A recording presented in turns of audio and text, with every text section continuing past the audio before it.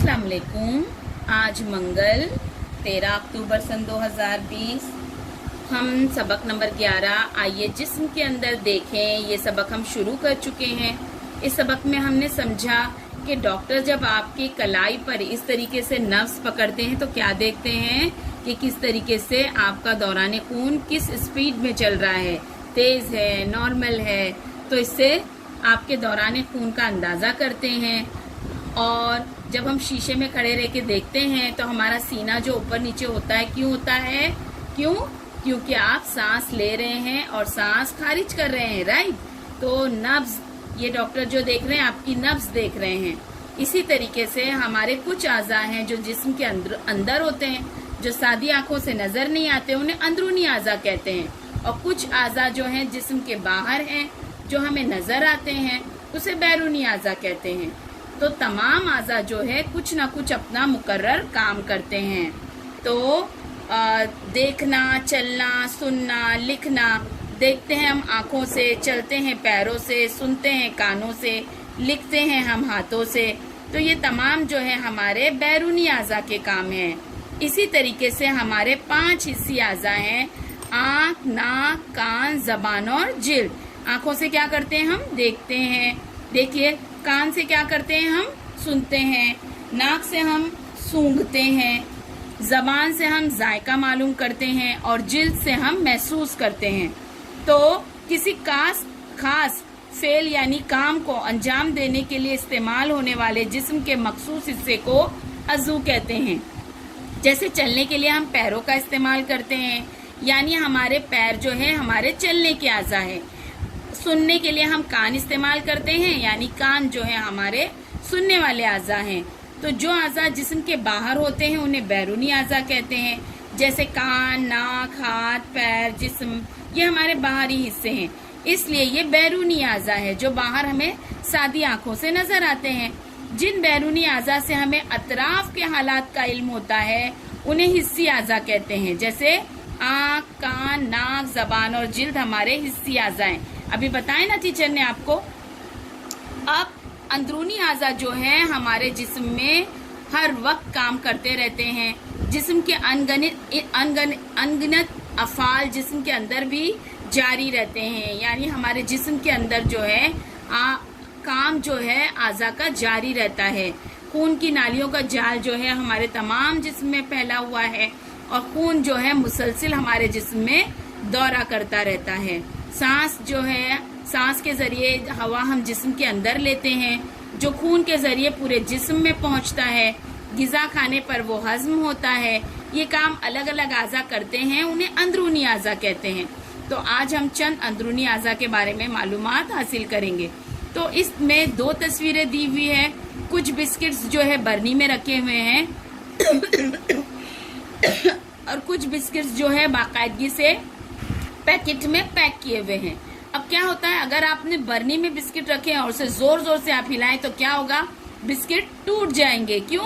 क्योंकि उसमें बिस्किट के हिसाब से काफी ज्यादा जगह है। तो ऐसा भी हो सकता है, देखिए बिस्किट यहाँ तक है और ऊपर की पूरी जगह खाली है।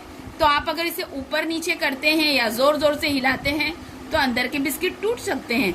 लेकिन जब पैकेट में बिस्किट पैक होते हैं बेटा, तो वो अच्छी तरीके से बिस्किट की साइज देखते हुए उनको पैक किया जाता है।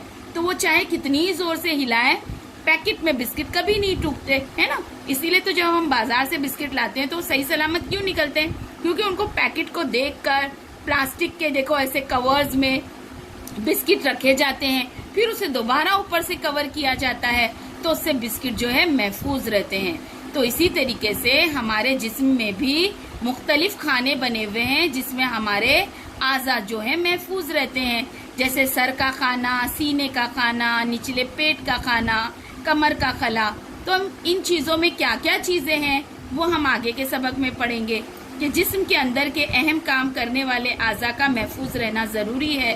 जाहिर है अंदर के आज़ा अगर महफूज नहीं रहेंगे तो हम जिंदा नहीं रह सकते।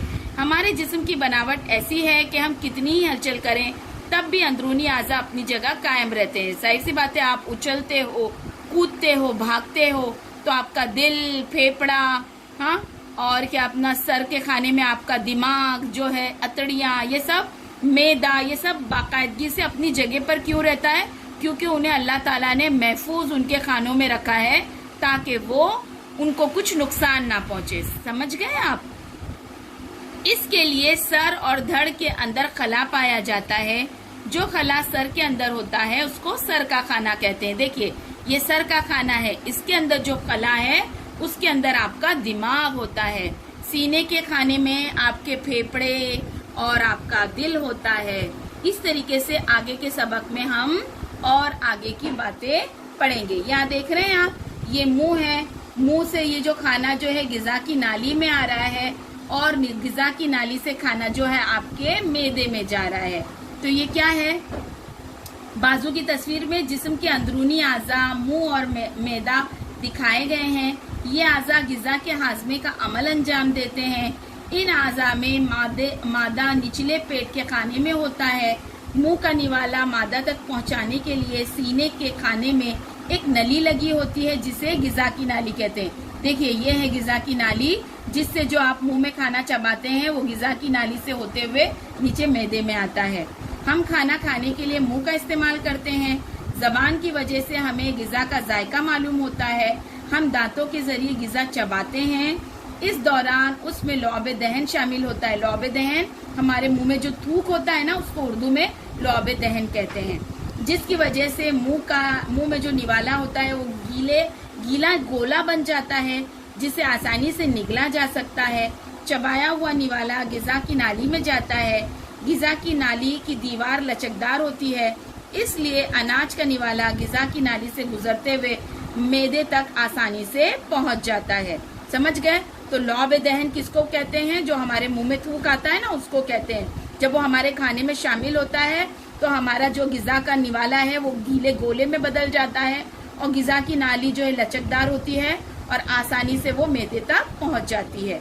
देखिए यहाँ पर मैं ये वीडियो स्टॉप कर रही हूँ क्योंकि बहुत बड़ा हो जाएगा तो अपलोड नहीं होगा। नेक्स्ट वीडियो बना रहे हैं टीचर।